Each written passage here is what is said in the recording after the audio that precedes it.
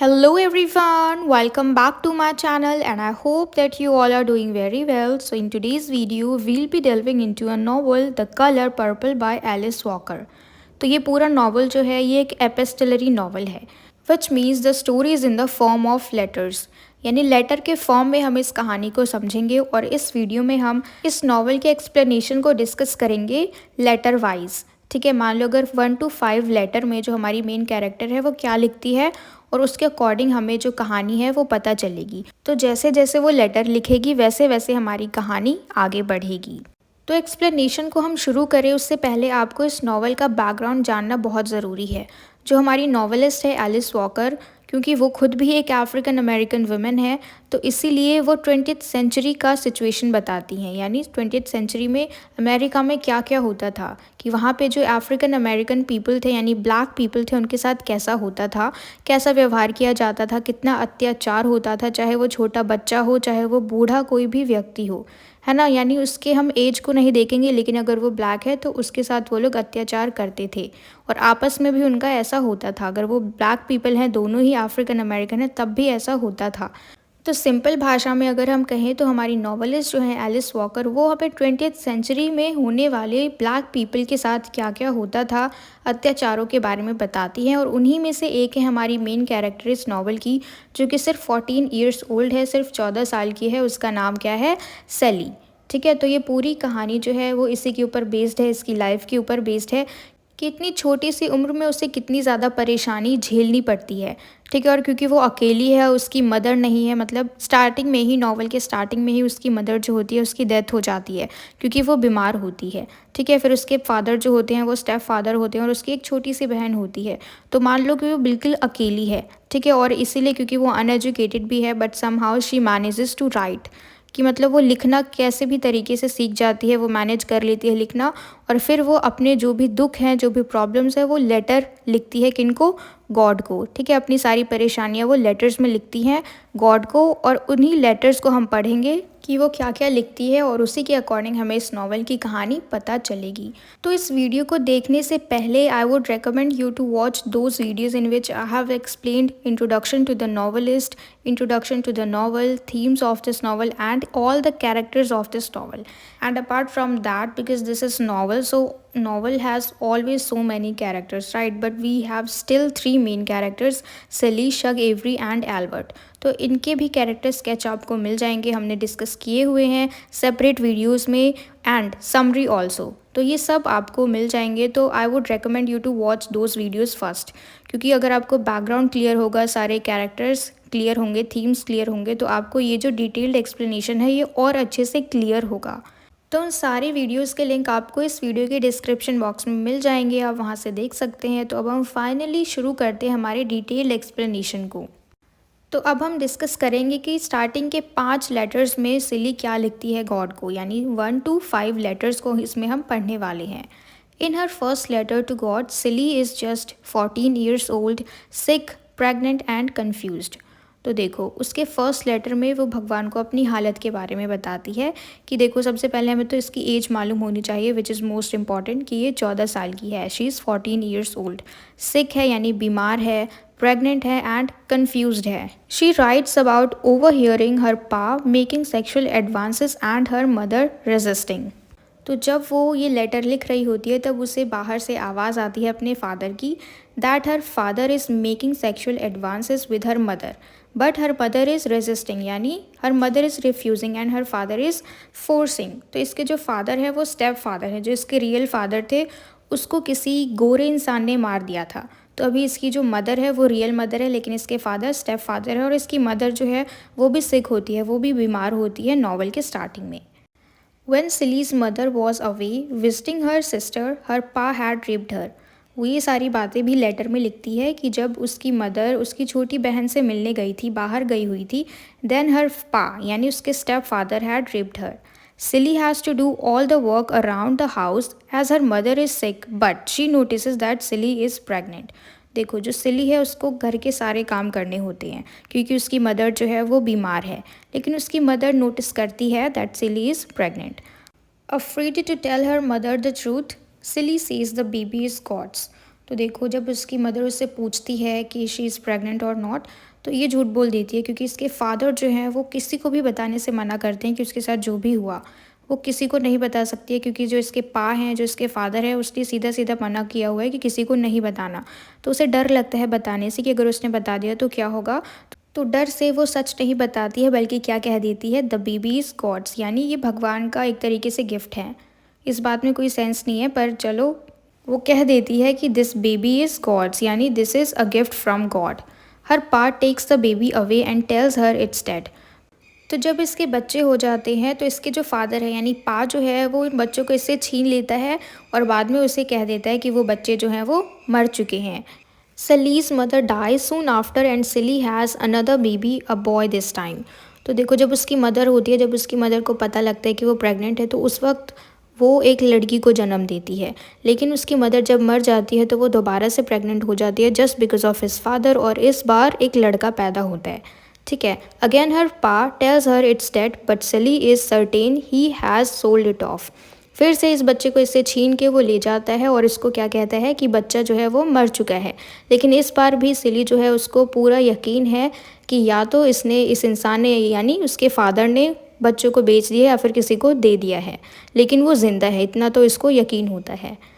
A few years later, their pa marries a young girl barely Sally's age and Nettie has a suitor। तो कुछ सालों बाद जब उसकी मदर जो है वो मर जाती है, कुछ सालों बाद पा जो है यानी उसके फादर जो हैं वो शादी कर लेते हैं एक लड़की से जो कि सली के एज की ही होती है, यानी 14 या फिर 15 साल की होगी वो, उसका एज इतना ही होगा क्योंकि सली जो है अभी 14 की है। And Neti has a sweater, और नेटी जो है सिर्फ 12 साल की है, और सूटर का मतलब होता है कि उसके लिए ऑफ़र आया है या फिर रिश्ता आया है शादी का। सूटर का मतलब होता है कोई लड़का, जब हम लड़का देखने जाते हैं शादी के लिए तो वो लड़के को हम क्या कहते हैं, सूटर। तो नेटी सिर्फ 12 साल की है और इसकी शादी के लिए एक रिश्ता आया हुआ है। A widower she refers to as mister dash who says he has 3 children. और ये सूटर कौन है, एक विडोअर है, यानी उसकी शादी पहले हो चुकी है और इसकी जो पहली वाइफ है वो मर चुकी है। ठीक है, तो अब ये शादी करने आया है और ये लोग इसको क्या कहते हैं, मिस्टर डैश के नाम से इस पूरे नावल में जाना जाता है ये आदमी। और इसका रियल नाम क्या है, एल्बर्ट, लेकिन ये लोग इसको क्या कहते हैं, मिस्टर डैश हु सेज, यानी जब वो शादी के लिए हाथ मांगने आता है, नेटी से शादी करने के लिए आता है, और तब ये इनको कहता है यानी पा को कहता है कि उसके सिर्फ 3 बच्चे हैं, लेकिन असलियत में इसके 4 बच्चे होते हैं, लेकिन यहाँ पे ये झूठ बोलता है।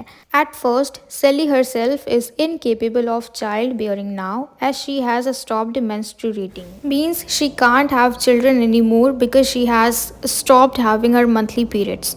And then in her first letter, Sally writes with a child's honesty and bewilderment about a taboo subject, incest।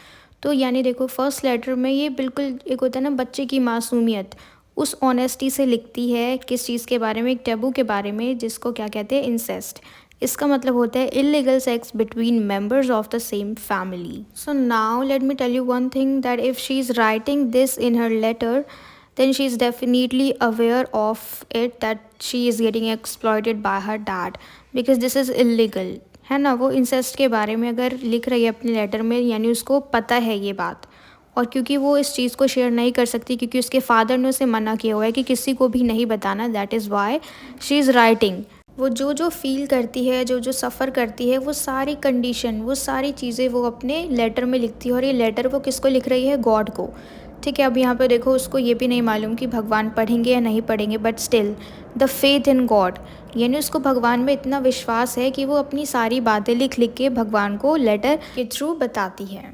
फिर आगे वो अपने लेटर में क्या लिखती है, 6 to 16 लेटर को अब हम डिस्कस कर रहे हैं। अभी हमने 1 to 5 लेटर्स को डिस्कस किया। Sally continues to share her thoughts and feelings about her life। तो वो लेटर में सारी चीज़ें लिखती है अपने सोच के बारे में, जो भी वो फील करती है अपनी लाइफ के बारे में।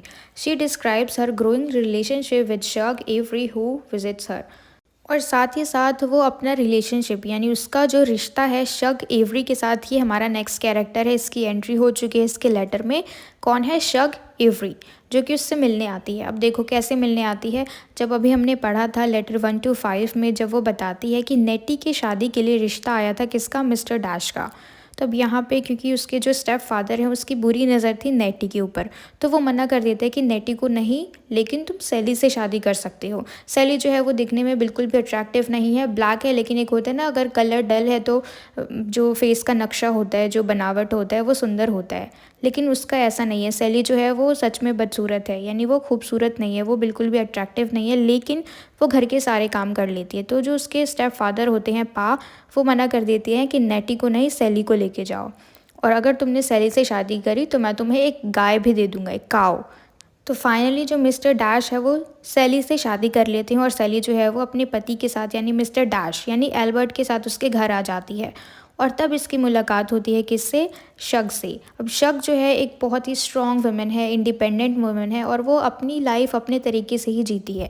ठीक है, इस पूरे नावल में हम देखेंगे कि काफ़ी लोग इसको स्लट भी बुलाते हैं, लेकिन फिर भी इसको कोई मतलब नहीं है कि दूसरा क्या कह रहा है, क्योंकि इसके खुद के रूल्स हैं, खुद की लाइफ है, अपने तरीके से ये जीती है, तो इसे कोई मतलब नहीं है कि लोग इसके बारे में क्या कहते हैं। और अगर इसके साथ कोई गलत व्यवहार करता है तो शी फाइट्स बैक। इसको अच्छे से मालूम है कि खुद के लिए कैसे खड़ा होना है। तो ये सारी चीज़ें जो हैं वो सैली को बहुत ज़्यादा अट्रैक्ट करती हैं, क्योंकि अगर हम देखा जाए तो ये दोनों बिल्कुल ही अपोजिट है। सैली जो है बहुत ज़्यादा वीक है, खुद के लिए कुछ बोलती नहीं है, डरती है कि लोग क्या कहेंगे और या फिर कुछ भी। ठीक है, और दूसरी तरफ है शग एवरी, जो कि बहुत ज़्यादा स्ट्रॉन्ग है, खुद के लिए लड़ती है। ठीक है, और दोनों में अंतर क्या है, दोनों में सिमिलैरिटीज़ क्या है कि दोनों ही ब्लैक वुमेन है। जो शग एवरी है वो भी ब्लैक वुमेन है, जो सैली है ये भी ब्लैक है। ठीक है, लेकिन फिर भी दोनों की क्वालिटीज़ बिल्कुल अलग है। तो वो हमें बताती है अपने रिश्ते के बारे में शग के साथ। Celie feels a deep connection with Shug and starts to see her as a friend. तो सैली जो है एक तरीके से वो डीप कनेक्शन फील करती है शग के साथ, और उसको एक दोस्त मानने लग जाती है, क्योंकि शग जो है वो बहुत ज़्यादा कंपैशनेट है, वो लोगों को समझती है, लोगों के दुख को समझती है। और जैसे जैसे सैली और शग एक दूसरे से बातचीत करते हैं तो शग को मालूम चलने लग जाता है सैली की ज़िंदगी के बारे में। तो शग उसको बहुत ज़्यादा सिंपैथी देती है, क्योंकि ये कंपैशनेट है, इसको दया भी आता है उसके ऊपर, और फिर ये दोनों एक साथ रहते हैं एक दोस्त की तरह। She admires Shug's confidence and independence which inspire her. और इसको यानी सैली को शग का जो कॉन्फिडेंस है और इंडिपेंडेंस है उसको बहुत ज़्यादा एडमायर करती है, और ये सारी चीज़ें इसको इंस्पायर भी करती हैं, क्योंकि जो शग है उसके अंदर कॉन्फिडेंस है ना, वो किसी से नहीं डरती, उसको जो करना है करती है सिंपली। और इंडिपेंडेंस इसलिए क्योंकि वो आज़ाद है, फ्री है, क्योंकि यहाँ पे जो सैली है ये अभी बंधी हुई है, और जो एल्बर्ट है यानी मिस्टर डैश है वो इसको कंट्रोल में रखते हैं, लेकिन शग के साथ ऐसा कोई नहीं कर सकता। Celie begins to feel happier and more hopeful because of Shug's presence. तो देखो सैली जो है अब धीरे धीरे ज़्यादा खुश रहने लगती है और होपफुल भी हो जाती है ज़्यादा, क्योंकि अब इसके साथ शग है। क्योंकि जब भी हम दोस्तों के साथ रहते हैं तो हम बहुत अच्छा फील करते हैं, है ना, और एक ऐसा दोस्त जो हमारा साथ दे तब तो हम और अच्छा फील करते हैं। क्योंकि सैली पहले अकेली थी, इसकी कोई दोस्त नहीं थी, इसकी एक छोटी सी बहन थी जिसके साथ ये कुछ शेयर नहीं कर सकती थी, और रही पेरेंट्स की बात तो वो भी इसके नहीं है, तो वो बहुत ज़्यादा अकेला फील करती थी। लेकिन अब इसकी ज़िंदगी में एक फ्रेंड है, कौन? Shug. She expresses her desire for love and affection, something she has belonged for. और ये बताती है अपनी इच्छाओं के बारे में, किस लिए? प्यार के लिए, अफेक्शन के लिए, जो कि ये बहुत समय से चाहती थी, है ना। Celie starts to stand up for herself more, feeling empowered by Shug. तो देखो धीरे धीरे ये भी सीखने लगी कि किस तरीके से अपने लिए बोलना है। तो अब ये धीरे धीरे सीख रही है कि कैसे स्ट्रॉन्ग बनना है, and she is empowered by Shug, यानी उसके साथ रह के अब ये भी पावरफुल फील करती है। And she reflects on her past and realized how much she has endured. और फिर वो अपने पास्ट के बारे में सोचने लग जाती है, यानी जो भी उसके साथ हुआ उन सब चीज़ के बारे में, और उसे रियलाइज़ होता है कि उसने कितना ज़्यादा सहन किया, है ना। अगर उसकी जगह पे शग होती तो ऐसा कुछ नहीं होता। लेकिन सैली जो है ये बहुत ज़्यादा भोली भाली है, वीक है, इसको डर भी लगता है, तो इसलिए इसने सब कुछ सहन किया। तो इसको लगता है कि मैंने कितना ज़्यादा सहन कर लिया, इसको रियलाइज़ होता है। Celie writes about the changes in her feelings towards her husband Albert. और धीरे धीरे मतलब जैसे जैसे इसे मालूम चलता है कि मैंने कितना ज़्यादा सहन कर लिया, अब मुझसे नहीं होगा, तो इन सारी चीज़ों के बाद सैली जो है उसका नज़रिया चेंज हो जाता है अपने पति के प्रति, यानी एल्बर्ट के लिए। जो वो सोचती है ना कि मतलब पहले वो सोचती थी कि कोई बात नहीं, अगर पीटता है तो पीटने दो, गाली देता है तो देने दो, जो भी करता है तो वो सोचती थी कोई बात नहीं, सहन कर लेती हूँ। लेकिन अब उसका नज़रिया जो है वो चेंज हो गया। She recognized that she deserves better treatment and respect. अब वो पहचान गई है कि वो भी लोगों से अच्छा व्यवहार डिज़र्व करती है, लोगों से इज़्ज़त डिज़र्व करती है। And she describes moments of Joy and laughter shared with Shug. और वो साथ साथ कुछ मोमेंट्स भी बताती है, ऐसे कुछ पल खुशी के जो कि शक के साथ गुजरे। She begins to explore her own identity and sexuality through her relationship with Shug. और शक के साथ रहते रहते उसका जो शक के साथ रिश्ता है उसकी वजह से ये खुद को पहचानती है और उसके जो सेक्सुअल फीलिंग्स है उसको पहचानती है। एंड सेली feels a sense of freedom that she has never experienced before. और शक के साथ रहते रहते उसको एक फ्रीडम महसूस होती है, एक आज़ादी महसूस होती है जैसा कि उसने कभी महसूस नहीं किया अपनी ज़िंदगी में। She writes about the importance of friendship and support in her life. और उसने इम्पोर्टेंस ऑफ फ्रेंडशिप के बारे में भी लिखा कि कितना ज़रूरी होता है ना, ये जो दोस्ती है ये चीज़ कितनी ज़रूरी होती है किसी भी इंसान की ज़िंदगी में। और सपोर्ट यानी जब आपके साथ ऐसे लोग हो जो आपको सपोर्ट करते हों, जो आपकी हेल्प करते हों आपकी ज़िंदगी में, तो वो ये सारी चीज़ें लिखती हैं अपने लेटर में।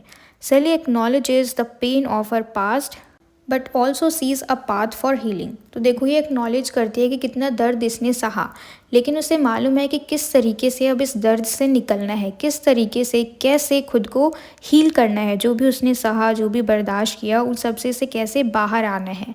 She expresses gratitude for Shakas influence in her life.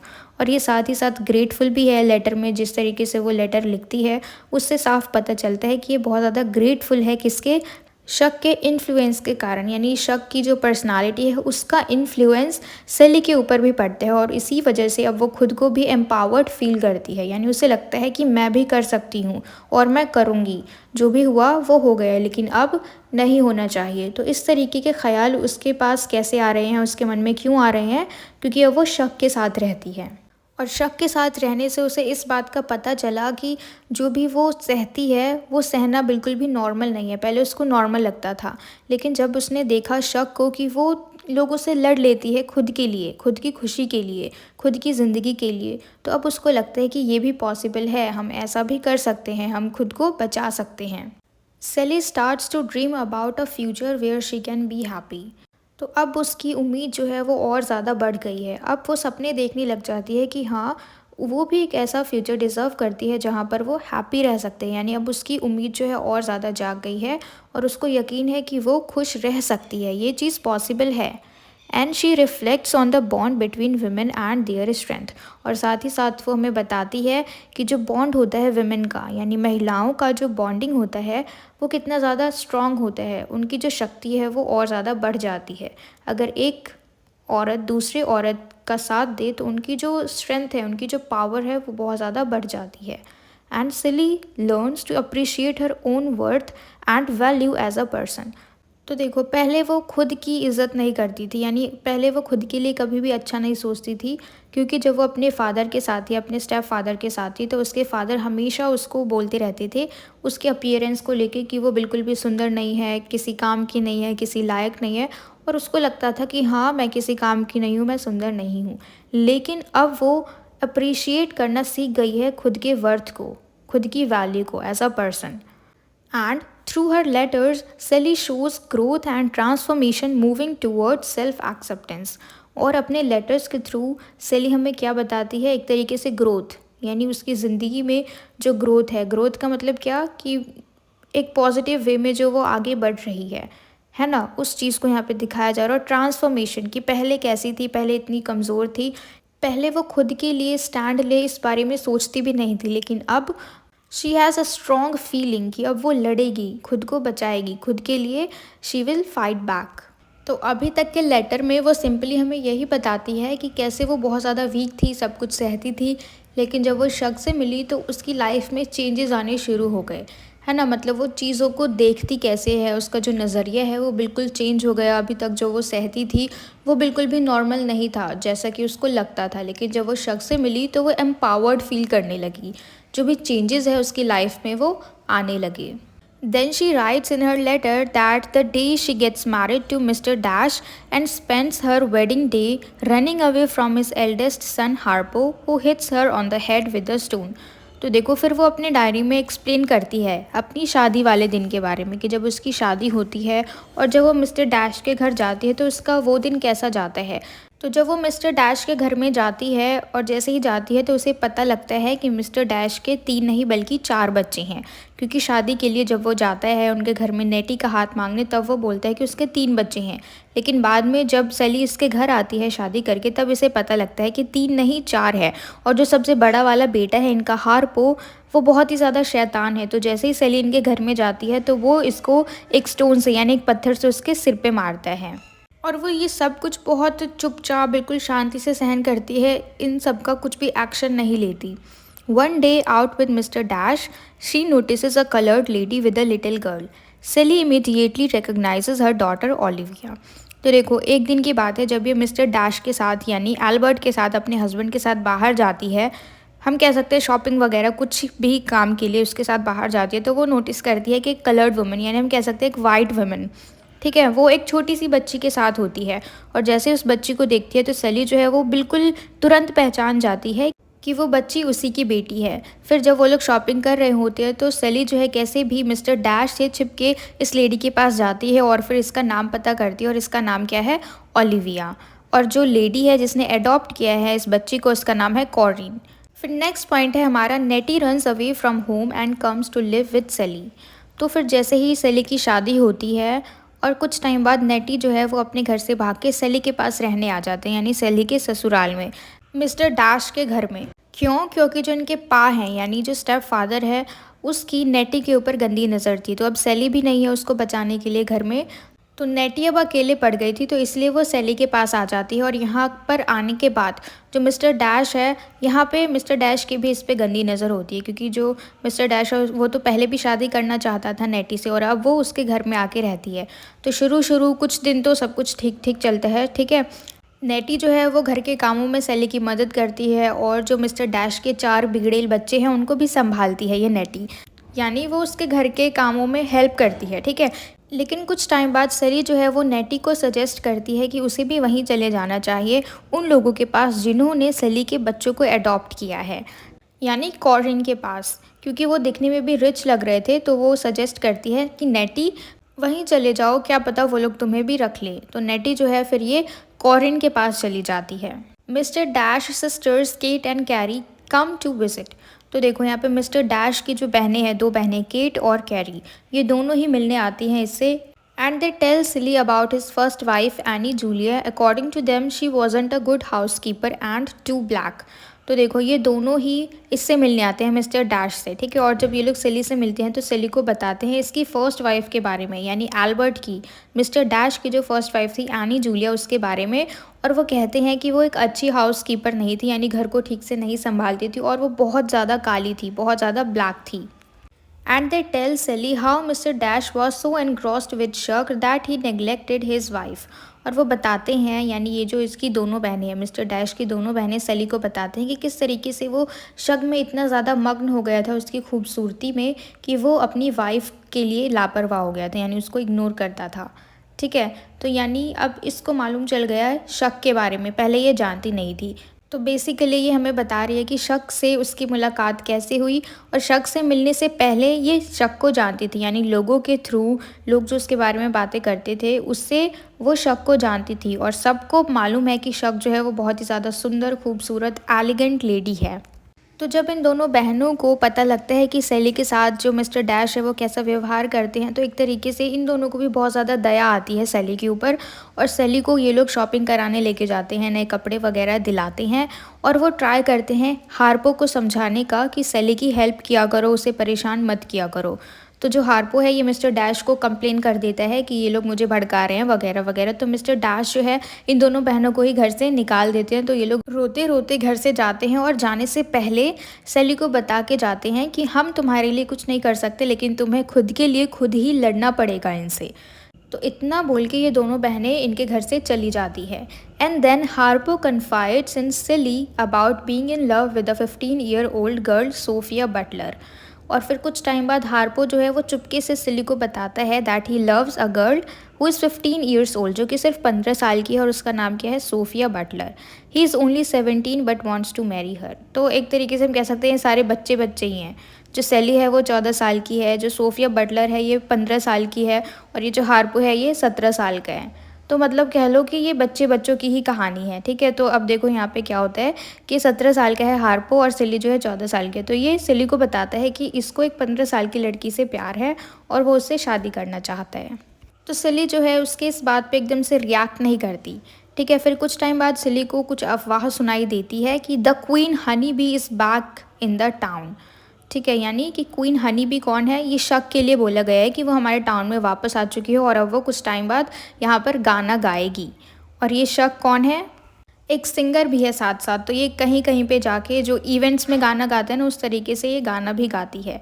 तो सिली पहले से ही जानती है शक को, किस तरीके से कि जो मिस्टर डैश हैं वो शक को पसंद करते हैं, क्योंकि वो बहुत ज़्यादा खूबसूरत है, अट्रैक्टिव है और सुंदर भी है, कॉन्फिडेंट भी है, स्ट्रॉन्ग भी है। तो ये सारी क्वालिटीज़ जो हैं मिस्टर डैश को अट्रैक्ट करती है शक की तरफ। तो ये बात सिली को पहले से ही मालूम है, लेकिन Celie doesn't have the courage to ask but knows that he is going to be with Shug when he disappears on weekends.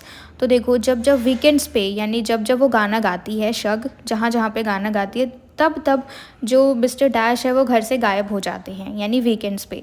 और सिली को मालूम होता है कि वो कहाँ है, शक के साथ। पर वो इन सारी बातों को माइंड नहीं करती, वो बुरा नहीं मानती इन सारी चीज़ों से, ठीक है। और फिर धीरे धीरे वक्त जो है वो बीतता जाता है और हार्पो जो है वो थोड़ा थोड़ा चेंज होता जाता है, ठीक है। हार्पो यानी मिस्टर डैश का बेटा, जो पहले सिली से लड़ता था, अब वो हेल्प कराने लग जाता है सिली के घर के कामों में और खेतों में भी बहुत ज़्यादा मेहनत से काम करता है। और फिर हार्पो जो है वो दोबारा से चुपके से सिली को आके बताता है कि जो सोफिया है शी इज़ प्रेग्नेंट, ठीक है। तो मतलब वो कहती है कि उसके फादर जो हैं यानी मिस्टर डैश जो हैं वो अलाउ नहीं करेंगे, वो मना करेंगे। तो सिली उसको सजेस्ट करती है। On Celie's advice Harpo invite Sofia home but mister dash insults. तो सिली का एडवाइस सिंपल सा होता है कि तुम उसे घर पे बुला लो, हम डिस्कस करेंगे जो भी होगा शादी वगैरह का। तो वो बुला लेता है सोफिया को, सोफिया घर पे आ जाती है, बट मिस्टर डैश इंसल्ट्स हर। लेकिन जो मिस्टर एल्बर्ट हैं यानी एल्बर्ट जो हैं वो उसकी बेइज्जती कर देते हैं और वो तुक्का लगाते हैं कि ये प्रेग्नेंट तो है लेकिन इसका फादर हार्पो नहीं है, कोई और हो सकता है। और फिर मिस्टर डैश जो है वो साथ ही साथ ये भी कहते हैं कि तुम्हें तो तुम्हारे पापा ने घर से निकाल दिया, तो मैं कैसे रखूँ। यानी जो सोफिया है उसकी लड़ाई हो जाती है अपने पापा से, क्योंकि ये स्ट्रांग है, किसी की सुनती नहीं है और इसके घर में भी बहुत ज़्यादा कॉम्प्लेक्सिटीज़ है। तो सोफिया लड़ाई करके अपने घर से निकल जाती है और इसीलिए यहाँ पे मिस्टर डैश इसको कहते हैं कि तुम्हें तो तुम्हारे खुद के फादर ने निकाल दिया है, तो मैं कैसे रहूँ यहाँ पे। तो ये बात सुन के सोफिया को बहुत ज़्यादा गुस्सा आ जाता है और सोफिया कहने लग जाती है कि मुझे भी तुम्हारे बेटे से शादी करने का कोई शौक़ नहीं है, मैं भी उसमें इंटरेस्टेड नहीं हूँ। ये सब बोल के वो वहाँ से निकल जाती है और उस वक्त हार्पो जो है वो चुप ही रहता है, वो कुछ भी नहीं बोलता। पर कुछ टाइम बाद जब सोफिया की डिलीवरी हो जाती है, जब उसका बच्चा हो जाता है, तो उसके बाद जो हार्पो है वो उससे शादी कर लेते हैं और वो लोग अपने घर के पास ही एक शेड में रहने लग जाते हैं दोनों। और सिली जो है उनके घर के लिए कर्टेन्स यानी पर्दे बना के उन्हें दे आती है। और हार्पो जो है इस बार और भी ज़्यादा हार्ड वर्क करने लग जाते हैं अपने फील्ड में, अपने खेत में। और इस बार जो मिस्टर डैश है उसको पे भी करते हैं। 3 years and 2 children later, Harpo complains about Sophia to Silly. He is unhappy with her frequent trips to visit her sisters without seeking his permission. तो देखो 3 साल में इनके 2 बच्चे होते हैं और अब इसके बाद जो हार्पो है वो कंप्लेन करने आ जाता है सोफिया के बारे में सिली को। वो कहता है कि वो बिल्कुल भी खुश नहीं है, वो दुखी है क्योंकि वो बार बार अपनी सिस्टर के घर चली जाती है उससे मिलने, बिना इसके परमिशन से और बिना इसको बताए। फिर मिस्टर डैश कहते हैं nothing can do better than a good sound beating, mister dash tells him. यानी इसका सिंपल सा मतलब है कि यहाँ पे जो मिस्टर डैश है वो उसको सजेस्ट कर रहे हैं कि तुम उसे मारो, मार पिटाई करके ही तुम उसे सुधार सकते हो। इसीलिए यहाँ पे क्या कहा गया है, nothing can do better than a good sound beating, यानी तुम उसे मार पिटाई करके सुधारो। तो हार्पो जो है इनकी बातों में आ जाता है। तो पहले तो मिस्टर डैश उसको सजेस्ट करते हैं कि तुम उसे मारो, लेकिन धीरे धीरे सिली जो है ये भी उसे भड़काने लग जाती है हार्पो को कि हाँ तुम सोफिया को मारो तभी वो सुधरेगी। तो ऐसे में जो हार्पो है वो उसको बहुत ज़्यादा मारने लग जाता है। मतलब पहले जब शुरू में ये दोनों जितने ज़्यादा खुश थे, अब उतनी ही ज़्यादा लड़ाई होती है, अब उतना ही जो हार्पो है उसको मारता है, ठीक है। लेकिन कुछ टाइम बाद सिली जो है उसको अपनी गलती का एहसास होता है क्योंकि इन दोनों की बॉन्डिंग बहुत ज़्यादा ही ख़राब हो जाती है। और सोफिया ये सब कुछ समझ जाती है कि सिली ही ये सब कुछ सिखा रही है हार्पो को। तो सोफिया क्या करती है, वो सारे पर्दे जो सिली ने बना के दिए थे उसके घर के लिए, वो सब कुछ उठा के वापस लेके आ जाती है और सिली को दे देती है। और कहती है, मतलब उसको ब्लेम करती है कि तुमने अच्छा नहीं किया, हारपो के कान भर के, ये सब उसको बोलती है। अब यहाँ पे सिली को पहले से ही रियलाइज़ हो रहा था, यानी वो बहुत ज़्यादा गिल्ट में थी। उसे नींद नहीं आती थी रातों को ये सब सोच के, क्योंकि उसके घर से चिल्लाने की आवाज़ें आती थी इसीलिए। तो सिली को पहले से ही, मतलब वो बहुत ही शर्मिंदा थी। तो यहाँ पे जब उसको अक्यूज़ करती है सोफिया, तो वो अपनी गलती मान जाती है और वो कहती है it was because of jealous of Sofia's strength, यानी जो सोफिया का जो स्ट्रेंथ है, क्योंकि वो बहुत ज़्यादा स्ट्रॉन्ग है, बहुत ज़्यादा बोल्ड है, वो कभी भी सहती नहीं है ना। मतलब वो शी फाइट्स बैक, उसको अच्छे से लड़ना आता है, वो सहती नहीं है, वो चुप नहीं रहती। तो ये सारी चीज़ें देख के सेली को जलन होती थी, क्योंकि सेली बिल्कुल अपोजिट है। वो सब कुछ मार भी खाती है, सब कुछ सहन करके चुपचाप रहती है, लेकिन सोफिया ऐसी नहीं है और इसीलिए इनके बीच में इतनी लड़ाई होती है। तो सेली की ये बात सुन के सोफिया कहती है उससे मार खाने से अच्छा तो मैं ही उसे जान से मार दूँ। मतलब वो उससे मार नहीं खा सकती है, वो दब के नहीं रहेगी, वो वापस से मारेगी, वो वापस से शी विल फाइट बैक। और साथ ही साथ सोफिया ये भी कहती है सिली को कि तुम मुझे मेरी माँ की याद दिलाती हो, जो कि मेरे पापा के पैरों के नीचे झुक के रहती थी। तुम मुझे मेरी मम्मी की याद दिलाती हो, क्योंकि उसकी मदर भी ऐसी ही थी सोफिया की। और सोफिया साथ में कहती है कि वो अपनी पूरी ज़िंदगी अपने भाई से, अपने कज़न से, अपने अंकल से लड़ती आई है, क्योंकि वो लोग एक तरीके से जेंडर के ऊपर भी भेदभाव करते हैं, यानी जेंडर के बेस पे डिस्क्रिमिनेशन करते हैं कि अगर लड़की है तो वो ऐसे ही रहेगी, वो बाहर कैसे जा रही है, मतलब ये सारी चीज़ें। तो ये सब सोफिया को नहीं पसंद, तो इसीलिए ये अपने ब्रदर के साथ लड़ती है। उसकी मतलब पूरी ज़िंदगी जहाँ जहाँ इसको ज़रूरत लगी कि मुझे लड़ना चाहिए, वहाँ वहाँ इसने सबसे लड़ाई की। और सोफिया बताती है कि उसकी ज़िंदगी में सिर्फ उसकी बहनें ही हैं, तो ये दोनों ही हमेशा साथ में रहती हैं, यानी सोफिया और उसकी बहनें। और फिर वो कहती है कि तुम क्या करती हो, सिली से पूछती है कि जब तुम गुस्सा होती हो तो तुम क्या करती हो। तो सिली बताती है कि वो कुछ भी नहीं करती है, यानी वो अपने आप को सौंप देती है। जैसा सिचुएशन होता है, अगर उसको कोई पीटता है तो वो मार खा लेती है, गाली देता है तो गाली सुन लेती है, लेकिन कुछ भी नहीं करती है। और इस बात को सुन के सोफिया को और ज़्यादा गुस्सा आ जाता है और वो सजेस्ट करती है कि तुम मिस्टर डैश का सिर फोड़ दो। तो ये लोग, मतलब एक तरीके से होता है ना कि सब कुछ ठीक हो जाना, बात आपस में इनकी क्लियर हो गई। तो फिर अब सिली जो है वो प्यार से बोलती है कि मैंने तुम्हारे लिए क्विल्ट बनाया है, यानी रजाई बनाई है उन्हीं पर्दों से जो तुम मुझे वापस दे के गई थी। तो जैसे कि सिली को काफ़ी लोगों ने पहले सजेस्ट किया था, यानी मिस्टर डैश की जो सिस्टर्स थी, उन्होंने भी सिली को बोला था कि तुम इतना मत सहो, तुम लड़ाई करो, तुम विरोध करो। और नेटी ने भी यही बोला था कि तुम इतना मत सहो, मतलब सब ने ज़्यादातर। और सोफिया भी यही कहती है कि तुम्हें लड़ाई करनी चाहिए, यू शुड फाइट बैक। लेकिन जो नेटी है ये कुछ भी नहीं बोलती, ये चुप रहती है। तो ये हो गया हमारा फिनिश 1 to 30 लेटर, यानी 1 से 30 लेटर में जो जो वो कहानी हमें बताती है उतना हमने कंप्लीट कर लिया है। और अब हम आगे चलते हैं, 30 to 50 लेटर्स को डिस्कस करते हैं। सेली rights about the service she renders for her church doing sundry chores. तो सन्ड्री फिर चर्च में जो भी छोटे मोटे काम होते हैं, सन्ड्री चोर्स का मतलब है छोटे मोटे काम, या फिर अलग अलग तरीके के जो भी काम है वो चर्च के लिए करती है, और उसी के बारे में अपने लेटर में भी लिखती है। द प्रीचिस कॉल्स हर सिस्टर सेली admiring her for her faith in God.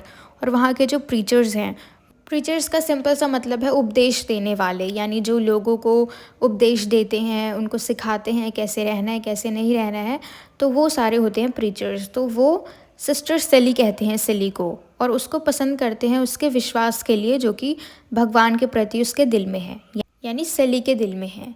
Sally hears that Chuck Avery is very ill, down with some kind of nasty women disease, and that no one, including her family, is coming forward to help her. तो देखो, जब ये church में होती है और वहीं पे जब आसपास में लोग बातें करते हैं एक दूसरे से, तभी सैली सुनती है कि शक एवरी को बहुत ही बुरी बीमारी हो गई है। एक तरीके से जो मोस्टली वेमेन को ही होता है, तो वही बीमारी शक को भी हो गई है और वो बहुत ज़्यादा बीमार है, और यहाँ तक कि उसके फैमिली मेम्बर्स जो हैं वो भी उसकी हेल्प नहीं कर रहे हैं। In church, the preacher speaks of Shug as an example of fallen women, slut, hussy, heifer and street cleaner. तो शक के बारे में जब बात होती है तो प्रीचर्स शक का एग्जाम्पल देते हैं कि वो कैसी औरत है, स्लट है। स्लट मीन्स एक ऐसी समवन हु इज़ कैरेक्टरलेस, है ना, यानी कहते हैं ना चरित्रहीन है वो। हंसी का मतलब होता है जो डिसरिस्पेक्टफुल वे में बिहेव करते हैं दूसरों के साथ। और हाइफर का मतलब होता है young female cow who never expect a baby, यानी एक तरीके से हम कह सकते हैं जवान है लेकिन कुछ कर नहीं रही है, क्योंकि सोसाइटी में यही होता है ना कि इतनी एज हो गई है, शादी नहीं कर रही है, ये ऐसी लड़की है, तो इस तरीके से इसको देखा जाता है। तो यहाँ पे इसको एक एनिमल के साथ कंपेयर कर रहे हैं बेसिकली, अगर हम इजी लैंग्वेज में बोले तो। और स्ट्रीट क्लीनर यानी साफ़ सफाई वाली, यानी जो प्रीचर्स हैं उसको गंदा मानते हैं। समाज के हिसाब से देखा जाए तो वो बुरी औरत है, क्योंकि उस वक्त में, अब क्योंकि हम ये कहानी पढ़ रहे हैं 20th सेंचुरी में अमेरिका की कहानी है, ठीक है। तो वहाँ पे औरतों से, जो फीमेल्स थी, उनसे एक्सपेक्ट किया जाता था कि वो मर्दों के काबू में रहे, कंट्रोल में रहे, उनकी बात माने, है ना, उनसे दब के रहे। लेकिन ये जो है शग, वो ऐसी नहीं थी। और अगर वो अपने मन का कुछ करती थी तो फिर लोग उसको अपना स्टेटमेंट बना देते थे, यानी अपनी ही डेफिनेशन उसके ऊपर थोप देते थे कि वो ऐसी है या वैसी है। तो समाज के नज़रिए से अगर देखा जाए तो वो कैसी थी, स्लट, हंसी, हाइफर और स्ट्रीट क्लीनर।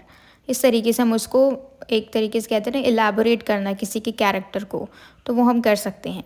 नेक्स्ट पॉइंट है, mister dash listens quietly but as soon as they reach home he leaves in his wagon. तो देखो, मिस्टर डैश जो हैं वो भी चर्च में ही होते हैं सेली के साथ। सेली भी सब कुछ सुन रही होती है, मिस्टर डैश यानी एल्बर्ट जो है वो भी सब कुछ सुन रहे होते हैं शक के बारे में। वो बिल्कुल शांत होते हैं, यानी जब तक वो चर्च में होते हैं। और जैसे ही सब अपने घर के लिए निकल जाते हैं तो ये भी अपने घर के लिए निकलते हैं। और जैसे ही अपने घर पहुंचते हैं तो तुरंत वहां से अपनी गाड़ी से चले जाते हैं। कहाँ, वो हम देखते हैं। He returns 5 days later, bring Shug back with him and introduces her as an old family friend.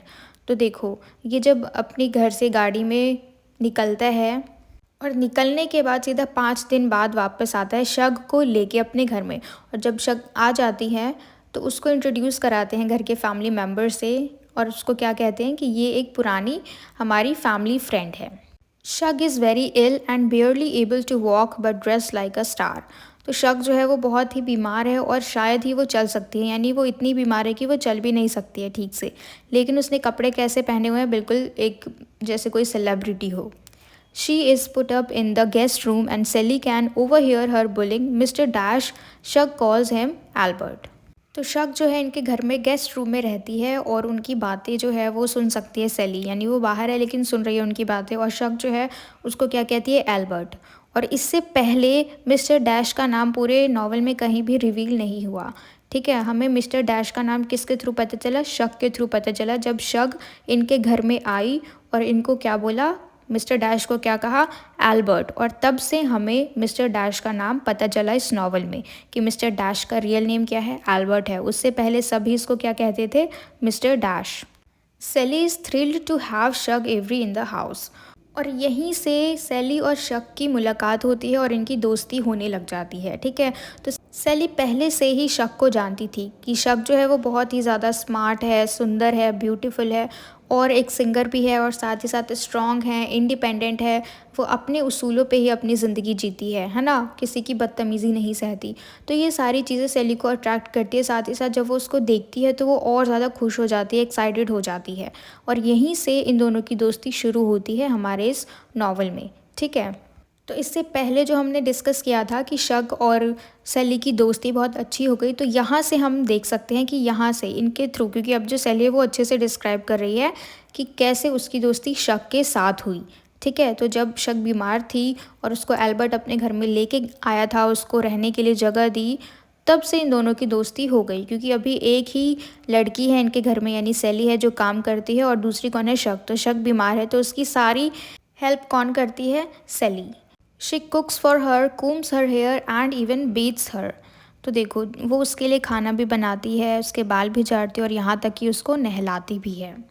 Till this point, Sally's fascination for Shug seemed that of a young woman's obsession with a glamorous celebrity। तो यहाँ तक तो हमें मालूम चल गया कि इसका जो आकर्षण है, सेली का जो आकर्षण है शग के प्रति, वो कैसा है कि एक यंग वुमेन है जो कि ऑब्सेस्ड है किससे, ग्लैमरस सेलिब्रिटी से। यानी हम भी बहुत एक्साइटेड होते हैं ना देखने के लिए, कोई बहुत ज़्यादा सुंदर होता है जहाँ पे हर कोई एक ही के बारे में बोलता रहता है कि वो बहुत सुंदर है, वो बहुत ज़्यादा फैसिनेटिंग है, तो हम भी एक्साइटेड हो जाते हैं उन्हें देखने के लिए, है ना। तो इसी तरीके से ये चीज़ सेली में भी है, इसको लेके, शक को लेके। But one can sense the overtly sexual nature of her attraction when she bets Shug. तो देखो, मतलब इसमें आपको एक और चीज़ शॉकिंग लगेगा कि अभी तक तो हमें मालूम था कि सेली इज़ अ गर्ल, डेफिनेटली, लेकिन शी इज़ लेस्बियन, ठीक है, यानी उसको इंटरेस्ट मेन में नहीं है, पुरुष में नहीं है, लेकिन महिलाओं में है।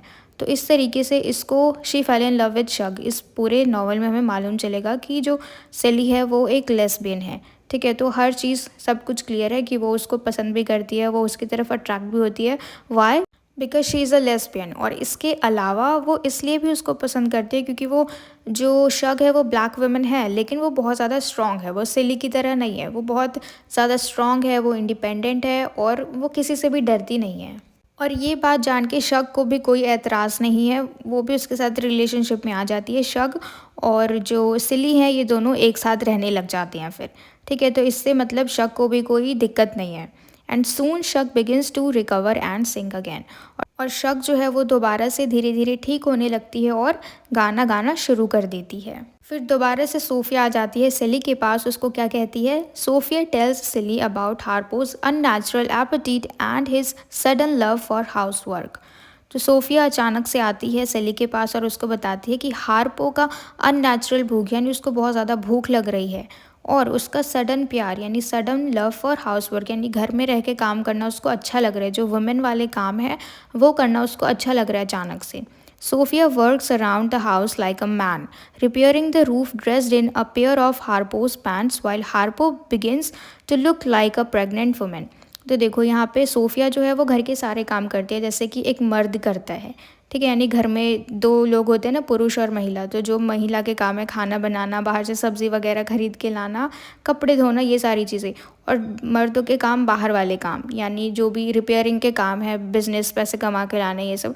तो ये देखा जा रहा है कि यहाँ पे सोफिया कर रही है मर्दों वाले काम, और जो हार्पो है he is looking like a pregnant women, क्योंकि उसकी जो भूख है वो बढ़ गई है, तो इसलिए उसका पेट भी निकल गया है बाहर। और सोफिया जो है इसको कैसे दिखाया जा रहा है कि she is dressed in a pair of Harpo's pants, यानी उसी के कपड़े पहन के वो मस्त काम कर रही है घर के, और उसको कोई एतराज़ नहीं है कि अगर वो मर्दों वाले काम कर रही है। तो यहाँ पे दिखाया जा रहा है कि इन दोनों को कोई एतराज़ नहीं है कि अगर मर्द है तो वो घर में नहीं रह सकता, और अगर औरत है तो वो बाहर नहीं जा सकती। ये चीज़ यहाँ पे इन दोनों कपल ने दिखाया। One night Sally hears him weeping. He is still fixated on Sophia not listening to him। अब एक दिन देखो क्या होता है, मतलब एक दिन रात को क्या होता है कि सिली हार्पो को रोते हुए देख लेती है, ठीक है, रात में, यानी उसको सुन लेती है कि वो रो रहा है। और क्यों रो रहा है? क्योंकि अभी भी सोफिया जो है उसकी बात नहीं सुन रही है। Celie tries to make Harpo understand that Sofia is a good wife and loves him. अब देखो सिली जो है उसको समझाने की कोशिश करती है कि सोफिया एक अच्छी वाइफ है और वो तुमसे बहुत प्यार करती है, लेकिन हार्पो जो है ये मानने के लिए तैयार ही नहीं है, ठीक है। हार्पो को लग रहा है कि मेरी बात नहीं सुनती है, मेरे कंट्रोल में नहीं है, लेकिन उसके अलावा Sophia loves him so much, लेकिन उसको ये बात समझ नहीं आ रही। क्यों? क्योंकि सोफिया उसकी बात नहीं सुनती।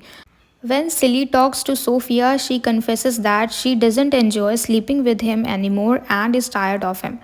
यानी जब सोफिया से बात करती है सिली, तो सिली को बताती है कि she doesn't enjoy sleeping with home, sleeping with Albert, यानी मिस्टर डैश के साथ उसको सोना नहीं है पसंद, और वो उससे परेशान हो गई है। She is tired of him. She says he doesn't want a wife, he wants a dog. और सिली क्या कहती है सोफिया को कि उसको कोई वाइफ नहीं चाहिए, बल्कि एक डॉग चाहिए जो उसके इशारे पे नाचे, जो उसकी बात माने। Silly thinks about her own marriage, devoid of romance and sexual pleasure। और सिली जो है वो अपनी शादी के बारे में ही सोचती है, और उसको लगता है कि वो इन सारी चीज़ों से वंचित है, because she is not feeling it. तो इसलिए उसको लगता है कि ये इन सारी चीज़ों से वंचित है, उसको वो सुख नहीं मिल रहा है। इस तरीके से वो सोचती है about her marriage. Shug is the only one who arouses her something that mister dash fails to do, यानी शग ही है जो उसको खुश कर सकती है, और मिस्टर डैश नहीं कर पाते हैं, वो नहीं कर सकते हैं। I hope you are getting it. तो सोफिया जो है देखो दोबारा से अपनी सिस्टर के पास चली जाती है। उसकी सिस्टर का नाम है ओडेसा, और क्योंकि उसकी सिस्टर अलोन है, उसकी पूरी ज़िंदगी में एक उसकी बहन ही है जो उसके साथ में रहती है, और उसकी बहन का जो हस्बैंड है वो वार में लड़ाई के लिए गया हुआ है, युद्ध के लिए गया हुआ है, तो वो अकेली है। तो इसलिए सोफिया उसके पास चली जाती है। और ऐसे में जो हार्पो है वो और ज़्यादा फ्रस्ट्रेट हो जाता है, और उसको रोकने की कोशिश भी नहीं करता। धीरे धीरे करके उनका जो शेड है जहाँ पे वो लोग रहते हैं, वो धीरे धीरे जुक जॉइंट बन जाता है। जुक जॉइंट का मतलब होता है एक तरीके से ऐसी जगह जहाँ पे गाना चलाते हैं लोग, डांस वांस करते हैं, एक तरीके से बार कह लो, है ना, मतलब गाना वाना चलाते हैं और गैम्बलिंग करते हैं, यानी जुआ खेलना। नाच गाना म्यूज़िक दारू वारू पीना तो ऐसी जगह बना दी है इसने अपने घर को, यानी शेड जो है अब वो जूक जॉइंट में चेंज हो गया है क्योंकि अब इसके पास सोफिया नहीं रहती है इसके साथ में, इसीलिए। और इसको बहुत ज़्यादा गुस्सा आता है पर ये रोकता भी नहीं है। एक इंसान की पर्सनैलिटी देखो कैसे चेंज हो जाती है। जब हार्पो पहले मतलब एक ऐसा इंसान था जिसको बच्चों के डायपर चेंज करने में भी प्रॉब्लम नहीं होती थी, और अभी वो ऐसे बिहेव कर रहा है जैसे केयर फ्री बैचलर। उसको किसी चीज़ की टेंशन नहीं है, मस्त अपना खाओ पियो गाना बजाओ डांस करो, क्योंकि उसने अपना शेड जो है, जो घर था उसका, उसको जूक जॉइंट बना दिया है। And Harpo's juke joint isn't attracting many customers, so he asks Shug to sing there. तो देखो हार्पो का जो जूक जॉइंट है वहाँ पे ज़्यादा कस्टमर्स नहीं आ रहे हैं, तो इसकी कमाई नहीं हो रही है। तो वो आइडिया लगाता है कि क्यों ना वो शक को कहे कि वो उसके जूक जॉइंट में आके गाना गाए ताकि काफ़ी सारे कस्टमर्स उसके जूक जॉइंट पे आए। She sings the song a good man is hard to find, और जो वो गाना गाती है उस गाने का नाम है a good man is hard to find. और ये गाना गा के एक तरीके से वो एल्बर्ट को टॉन्ट मारती है, यानी उसको ताना देती है। And Shug is dressed like a true performer in tight red dress. तो देखो शग जो है उसने बहुत ही अच्छी तरीके से कपड़े पहने हुए हैं जैसे कि सच में कोई परफॉर्मर है, और उसका एक रेड कलर का टाइट सा ड्रेस है। अब देखो क्योंकि वो हसीन है, जवान है, खूबसूरत है, तो इसीलिए जो हार्पो है उसको इनवाइट करता है, उसको कहता है कि मेरे जुक जॉइंट में आके गाना गाओ, ताकि लोग जो हैं, जो आदमी लोग हैं, वो अट्रैक्ट होंगे उसको देख के, और ऐसे में उसके कस्टमर्स आएंगे और उसके पैसे बनेंगे, यानी उसकी अर्निंग ज़्यादा होगी। तो धीरे धीरे करके ये हर वीकेंड पे हार्पो के जूक जॉइंट पे गाना गाना शुरू कर देती है। और ऐसे ही जो सिली है वो भी आती है, लेकिन वो बहुत ही अजीब से कपड़ों में होती है, मतलब जिन कपड़ों में वो रेगुलर चर्च जाती है उन्हीं कपड़ों में वो जूक जॉइंट पे भी आ जाती है। तो उसे शर्म आती है, तो वो चुपचाप खड़ी होकर चुपके से उसका गाना सुन रही होती है, और उसको बहुत अजीब सा लग रहा होता है जब शक गाना गाती है, और तभी एल्बर्ट के साथ डांस भी करती है, और ये सब सिली दूर से खड़े होकर देख रही होती है।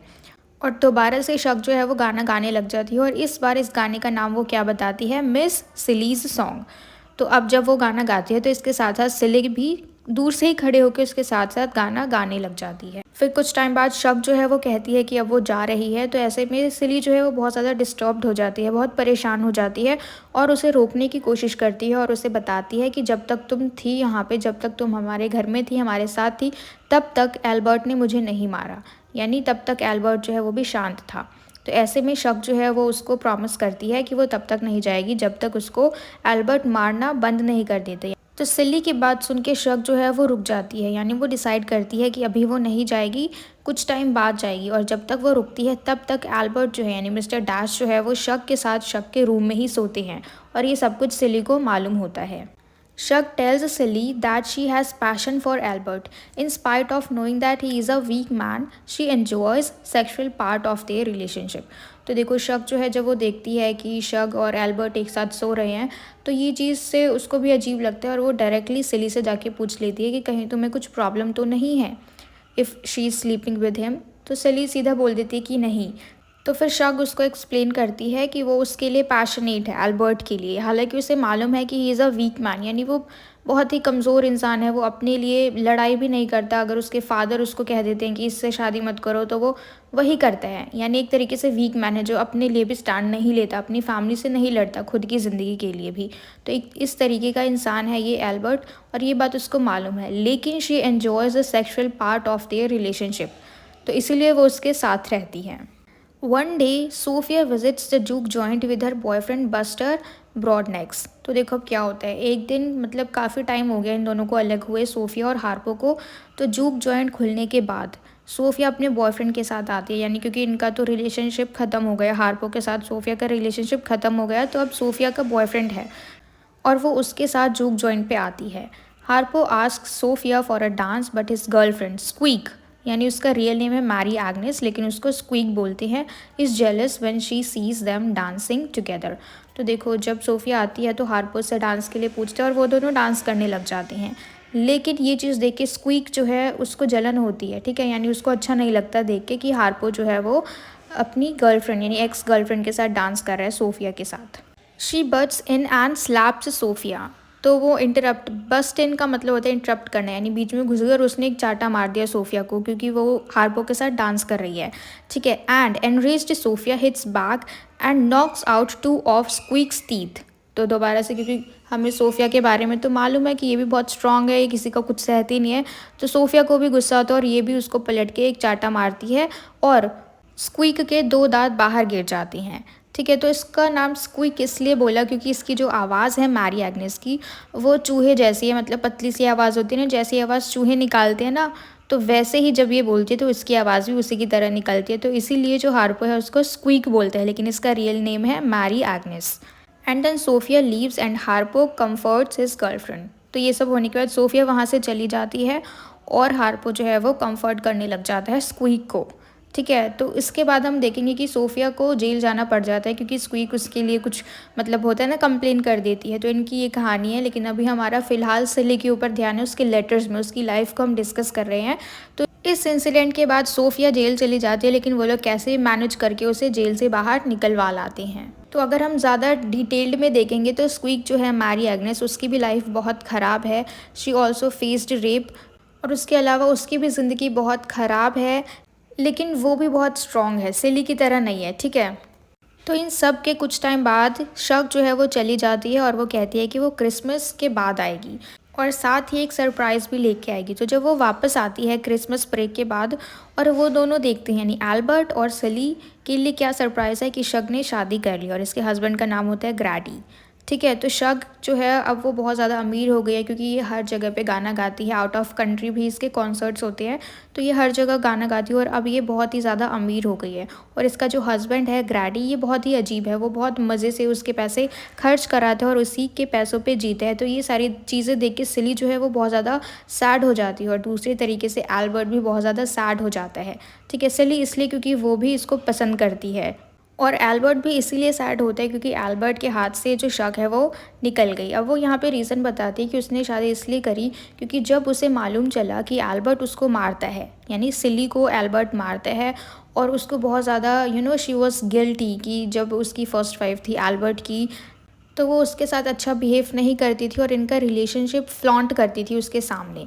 तो ये चीज़ उसको बहुत ही ज़्यादा ही गिल्ट फील कराती है, उसको बहुत बुरा लगता है। तो शक बोलती है कि पहले जो थोड़ा बहुत लगाव था उसका एल्बर्ट के साथ, वो भी ख़त्म हो गया ये जानने के बाद कि एल्बर्ट सिली को मारता पीटता है, यानी सेकंड वाइफ जो है वो उसके साथ भी अच्छे से नहीं रहता। तो क्योंकि शक की भी शादी हो चुकी है, तो वो पूछती है सिली से उसके मैरिड लाइफ के बारे में। तो सिली उसको बताती है कि वो बिल्कुल भी खुश नहीं है, यानी अपने हस्बैंड से खुश नहीं है, और क्योंकि वो उसको मारता पीटता है इसलिए भी। और अगर हम बात करें sexually, then she is not satisfied, वो कभी भी खुश महसूस नहीं करती है। Whenever she sleeps with him, वो हमेशा ही सैड रहती है, कभी भी सेटिस्फाइड फील नहीं करती, कभी भी खुश नहीं रहती। ये सारी चीज़ें वो शक को बताती है। उसके बाद जो शक है वो उससे क्वेश्चन करती है कि क्या वो यही सेम चीज़ अपने फर्स्ट हस्बैंड के साथ भी फील करती थी। First husband in the sense, जो शक है उसको लगता है, क्योंकि देखो सिली प्रेग्नेंट थी तो सिली के बच्चे थे, तो उसके हिसाब से सिली का पति होगा, यानी उसका हस्बैंड होगा, लेकिन ये बात किसी को नहीं पता कि सिली के फादर ही थे।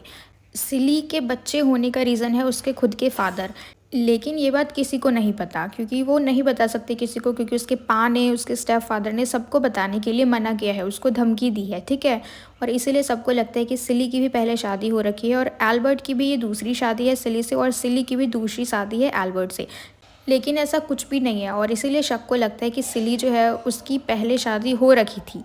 ठीक है, और इसीलिए सिली के 2 बच्चे हैं जिनको किसी और ने अडॉप्ट कर लिया है।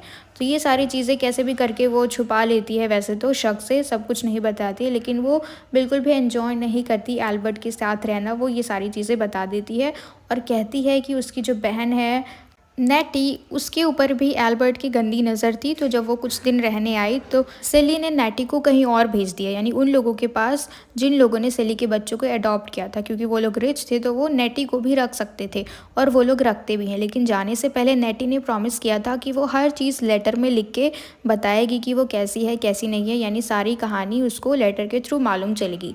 लेकिन जब से वो गई है तब से उसके पास एक भी लेटर नहीं आया है। तो ये बात सुन के शक जो है वो बहुत ज़्यादा शॉक्ड हो जाती है कि मतलब देखो यहाँ पे स्टोरी क्या है कि नेटी जो है वो लेटर्स लिखती है, लेकिन ये सारे लेटर्स एल्बर्ट यानी मिस्टर डैश जो है वो छुपा देता है सिली से। सिली के पास अभी तक एक भी लेटर नहीं आया है नेटी की तरफ से। Then Shug asks Sally all sorts of questions about Nettie. A few days later, she drops a letter from Nettie into her lap. तो देखो शक जो है अब यहाँ पे नेटी के बारे में सारे सवाल पूछ लेती है और कुछ दिन बाद वो नेटी का एक लेटर उसके गोद में ला के रख देती है। ठीक है, अब ये कैसे ला के रख देती है, क्योंकि जो शक है वो एल्बर्ट के पास आना जाना करती है। ठीक है, एल्बर्ट उसे नहीं मना करता। तो जब शक जाती है एल्बर्ट के पास तो उसके पॉकेट में यानी उसके पैंट के पॉकेट में एक लेटर होता है जिसके ऊपर शक की नज़र चली जाती है और जब वो देखती है तो वो लेटर नेटी का होता है। तो ये वही लेटर है जो शक नेटी को ला के देती है। ठीक है, और ये दोनों डिसाइड करते हैं कि अगर एक लेटर है यानी इससे पहले भी कई सारे लेटर्स जो मिले होंगे उन सबको भी एल्बर्ट ने कहीं ना कहीं पर छुपा कर रखा होगा। तो ये दोनों मिलके ढूंढते हैं तो इनको मिल जाते हैं। अब यहाँ पे काफ़ी सारे लेटर्स हैं तो शक जो है वो सेली की हेल्प करती है कि उन लेटर्स को क्रॉनिकल वे में एक तरीके से रखा जाए ताकि वो पढ़ सके कि क्या चीज़ कैसे हुई। तो ये लोग मैनेज कर लेते हैं और सारे लेटर्स जो हैं वो सेली अब पढ़ सकती है। Nettie writes how she has been sending letters to Celie but never got any replies. तो नेटी उन लेटर्स में लिखती है कि कैसे वो सारे चीज़ें उसको बताती जा रही है अपने लेटर में, कैसे वो हमेशा उसको लेटर भेजती रहती है लेकिन आज तक एक भी लेटर उसको नहीं मिला है सेली की तरफ से। यानी जो भी नेटी ने लेटर्स लिखे हैं उन लेटर्स का रिप्लाई अभी तक नहीं आया है नेटी के पास सेली की तरफ से। तो फिर इनकी इतनी ज़्यादा अच्छी दोस्ती हो जाती है तो वो सब कुछ बता देती है अपने पास्ट के बारे में, अबाउट हर पा, हाउ ही हैड रेप्ड हर, सब कुछ बता देती है। सिली describes how her pa raped her when she was a young girl. Shug and Celie become lovers and Shug's love for Celie is what leads her to find Nettie's letters. तो देखो मतलब सिली अब सब कुछ बता देती है अपने बारे में। And now they are in love, they are lovers. ठीक है, और शग का जो प्यार है वही हेल्प करता है नेटी के लेटर्स को ढूंढने में। तो इस वीडियो में हमने 1 से लेके 50 लेटर को डिस्कस किया, यानी 1 to 50 लेटर्स हमने डिस्कस किए। ठीक है, और आज की इस वीडियो में इतना ही। पार्ट 2 में हम जानेंगे नेक्स्ट लेटर्स को, यानी आगे की कहानी हम पार्ट 2 में डिस्कस करेंगे। और आज की इस वीडियो में इतना ही। मुझे पूरी उम्मीद है कि आपको सब कुछ क्लियर हो गया हो। If you still have any doubt then please let me know in the comment box. And yes, I'm telling you again that don't forget to watch those videos in which I have explained introduction to the novelist, introduction to the novel, themes and all the characters. और उसके अलावा हमने सारे characters को, यानी 3 main characters हैं हमारे इस पोएम में, शग, एवरी और एल्बर्ट और सेली। तो इन तीनों के कैरेक्टरिस्टिक्स भी हमने अलग से वीडियोस में डिस्कस किए हैं और इस पूरे नॉवल की छोटी सी समरी भी आपको मिल जाएगी और इन सारी वीडियोस के लिंक आपको इस वीडियो के डिस्क्रिप्शन बॉक्स में मिल जाएंगे। ठीक है, तो आज की इस वीडियो में इतना ही। मुझे पूरी उम्मीद है कि आपको सब कुछ क्लियर हो गया हो। And if so then please let me know in the comment box if you like this video and share it with your friends as well so that they can get help from it. And don't forget to subscribe my channel. Until we meet in the next video, keep learning.